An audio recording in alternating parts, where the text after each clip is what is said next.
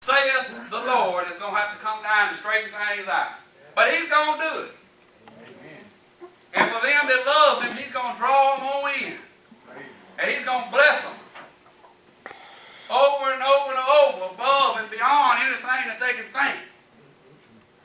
But see, you got to stay close to him. You can't keep running off from his beloved and going somewhere else. You may not even agree with some of the things that's coming out of the pulpit right now. But don't just run off. Put them up on the shelf and pray about them. Now, after a season, God says, hey, this place ain't where you need to be. Go on, and you go on. But just because you hear the doctrine and thing preached out of the word that you ain't never heard before don't mean it ain't right. You got to study to show yourself approved. A workman that needed not to be ashamed, rightly dividing the word of truth. And so I hear things from people sometimes, and I put it up on the shelf and I pray over it. I don't agree with everything nobody says. I don't agree with everything Darrell says. He don't agree with everything I say. But we just let the Lord talk to one another. He's special with me. Because he'll tell me, I'll tell him something I figured out. He said, well, yeah, I knew that 2 years ago, but I didn't tell you. I let the Lord talk to you about it because I knew you wasn't going to receive it. That's how we have to do, see. We have to turn some of these folk over to the Lord so the Lord can deal with them. Let them go out there in the wilderness for a while. Pray a hedge of protection over them and let God work it out and do what needs to be done to them. God will work on them, and then when he gets done with them, he'll send them back, and then they'll be all right for a while. Yes, sir. Come on. Praise the Lord. Because only he can do it. That's right. See, we do a whole lot of preaching and all that kind of stuff and do all that, and I think we get lax sometime on letting folk come down here to the front and let the Holy Ghost work on them. Because I can preach word all day long, but if the Spirit don't bring it to life in you and work on you, you ain't never going to get no better. You ain't never going to get no better. See, you got to let the Spirit do the work in you. See, I can know all kind of stuff. I can have all kind of knowledge. But if I don't let the Lord work on me and take that stuff out of me, I'm not never going to get no better. In fact, what's going to happen is I'm going to become a Pharisee. Because I'm going to know everything, and I'm going to be holy of myself, and I'm going to be bitter because I got roots down inside of me that God's going to take out, and I'm going to become bitter. And then I'm going to be judging everybody that's around me, and all. You can't never see nothing no good. Nothing's ever good when that root of bitterness comes up. See, and then you'll get to come to church, and I used to be guilty of that. Yeah, so-and-so needs to hear that word. Come on, preach to him. I want to turn around and say, you listen to him? He's talking to you. But it's me. I'm the one standing in the need of prayer. Search me. Create within me a clean heart and a contrite spirit. I can't worry about nobody else. I got enough problems on my own. Most of them are my own, making out of my own mind.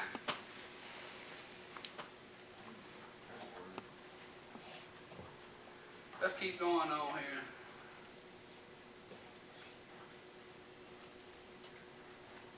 And the woman conceived and sinned and told David and said, I am with child.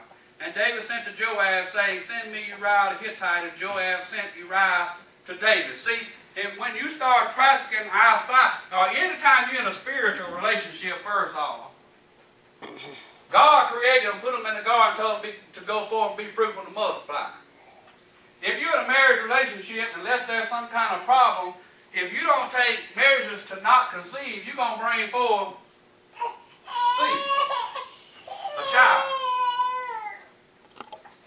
When you're in a relationship with the Lord Jesus Christ and you abide in the vine, you're going to bring forth fruit. All you got to do is abide. It don't say they grew no fruit. It don't say they made no fruit. It says that they bear much fruit. That means that God does all of it, you just bear it. It just comes out of you.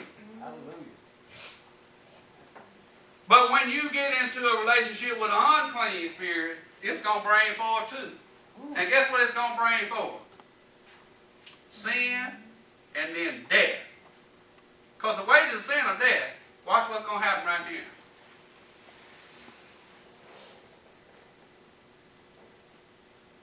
And when Uriah was come unto him, David demanded of him how Joab did and how the people did and how the war prospered. And David said to Uriah, go down to thy house and wash thy feet. And Uriah departed out of the king's house, and there followed him a mess of meat from the king. So David asked him all about the battle. David was out there talking all kind of religious talk to him. Well, yeah, what about this over here? I read this in the Bible the other day, and I saw so-and-so went down there and prayed for. See, he's doing all kind of religious talk, talking to him about, but he ain't really concerned about what's going on in the war. He got him a plan going to try to cover up his sin that he's been in.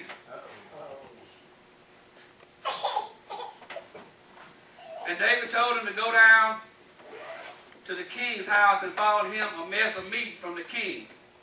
But Uriah slept at the door of the king's house with all the servants of his lord and went not down to his house. See, the Bible said that you go down there and feed on that meat. You're not supposed to be on the milk no more. You're supposed to be on the meat. So this is showing he's trying to get that false doctrine to come in. He's trying to get him to buy into this game. Now, I can't tell you whether Uriah really knew what was going on or not. But the Lord Jesus Christ knows what's going on. And I believe he had ideas. Something wasn't right. Now, here you are, just some kind of little normal soldier out there. You ain't a commander or nothing. And David, the king of all Israel, sends word out there and gets you to come all the way back from the battle. Just you. Now, there's some red flags that's going to start going up. You need to start discerning things in the spirit and start understanding. When them red flags start coming up, you need to get on away from there. You need to draw into the Lord and not be going along the way. Because, see, people, if they don't come outright against you, they'll come up and hug you and kiss you on your cheek. Oh, come on. Sure will. And they'll brag on you, build your ego up, try to stroke that flesh, so you'll back off and quit preaching that truth for a while and kind of ease off that. See, because they make you feel bad and you won't preach real. You might say a little something over, but you'll just kind of gloss over it. You'll preach what the Lord said, but you really won't get down into it because you don't want to hurt their feelings. Because they done stroked your flesh and you don't want to. You want everybody to like you.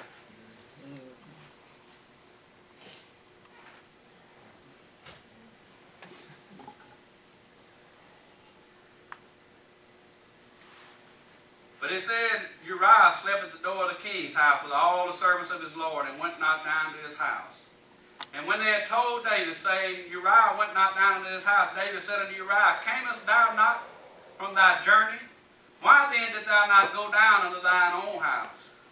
And Uriah said unto David, the ark and Israel and Judah abide in tents, and my lord Joab and all the servants of my lord are encamped in the open field. Shall I then go into mine house to eat and drink and to lie with my wife? As thou livest and as thy soul liveth, I will not do this thing.